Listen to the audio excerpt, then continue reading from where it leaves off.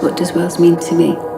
I suppose the first thing that comes to mind is I feel like I chose Wales. I decided I was going to be here for the rest of my life, and I made a conscious decision to choose a place, choose a country to live in.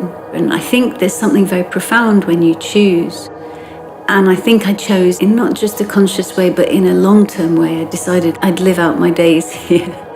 And that feels like a very profound thing to choose to do. There is a hospitality. It's a different kind of hospitality to maybe the one I grew up with in the Middle East. But it's still an openness, a willingness, a kind of lack of pretentiousness, lack of trying to prove oneself or pull rank. Of course, that will exist amongst individuals and institutions. And maybe it comes from experiencing a colonial history, your neighbour always being the bigger, the more powerful, and you're trying to catch up, you're trying to deal with the impacts of the way your neighbour treats you and has treated you historically. That figuring out that I think is happening in Wales, that trying to figure out identity, who are we, what does it mean to assert a sense of self? The idea of independence for me is about our independence of mind, independence of thought, our capacity to think in a way that isn't subject to just conforming, that isn't subject to doing and thinking in the same ways because everyone else is. Like, what does it mean to truly stand apart? What does it mean to truly hold your ground? What does it mean to maintain your principles or your vision or your beliefs when it's hard to do that? And I mean that in so many ways, interpersonally, politically, socially, culturally. To truly know who you are and what you are thinking is vital, and not just in order to accept, this is who I am, this is what I think, but to kind of question that within yourself.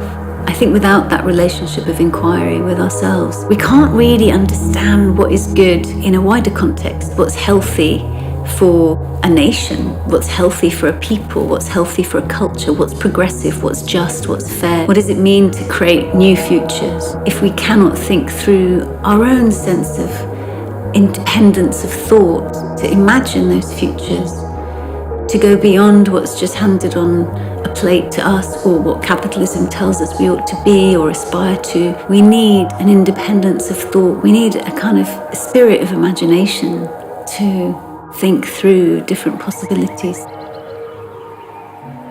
Land in relation to an independent Wales makes me think of how we have used land and how that can change. Having access to ways of generating energy and generating our own sustainability in the world, I think is really key when I think of land. How can the resource-based relationship to land play out in our world in a way that feels equitable, that doesn't continue to maintain those huge disparities?